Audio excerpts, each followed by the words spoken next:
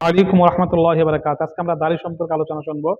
দাড়ি রাখা ওয়াজিব এবং আল্লাহ রাসূলের রাখা হিসাবে সুন্নত। দাড়ি মুন্ডানো বা এক মুঠের চেয়ে কম রেখে ছাঁটা বা উপড়ানো হারাম। এক মুঠের চেয়ে লম্বা হলে তা ছেঁটে ফেলা জায়েজ আছে।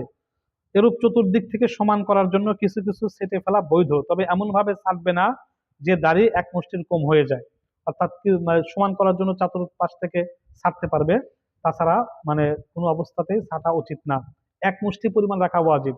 এ পাশে এক মুষ্টি, এ পাশে এক মুষ্টি, এ পাশে এক মুষ্টি, এক মুষ্টি পরিমাণ রাখা ওয়াজিব।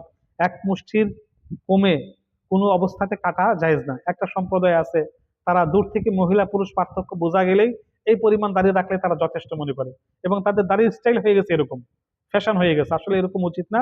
এক মুষ্টি পরিমাণে রাখতে হবে। একদম সেটে একটা স্টাইল ডিজাইন করে দাঁড়িয়ে রাখলাম, এরকম ইমামের পিছে নামাজ পড়া মানে ফাসেকি, এরকম সে ফাসেক।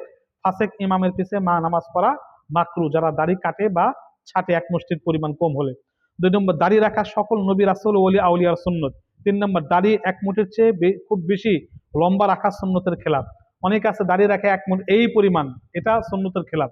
দাড়ি কেটে সুন্দর করে এক সাইজ করে এক মুঠের চেয়ে একটু বেশি রাখবেন। এক মুঠের চেয়ে বেশি অনেক লম্বা, অনেক মুরব্বীর দেখা যায় অনেক লম্বা লম্বা দাড়ি, এটা উচিত না। রবি ঠাকুরের মতো দাড়ি রাখলে হবে না।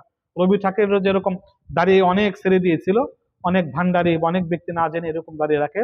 আল্লাহ রসুল এক মুষ্টির চাইতে খুব বেশি বড় দাড়ি রাখতেন না, এবং কেটে সুন্দর করে রাখতেন। তাই আল্লাহ রসুলের সুন্নত মোতাবেক দাড়ি রাখা।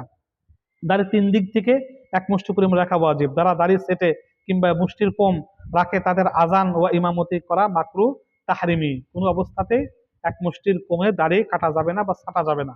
একদম ছেটে ফেলে একদম কেটে ফেলে এরকম করা উচিত নয়। আমিন।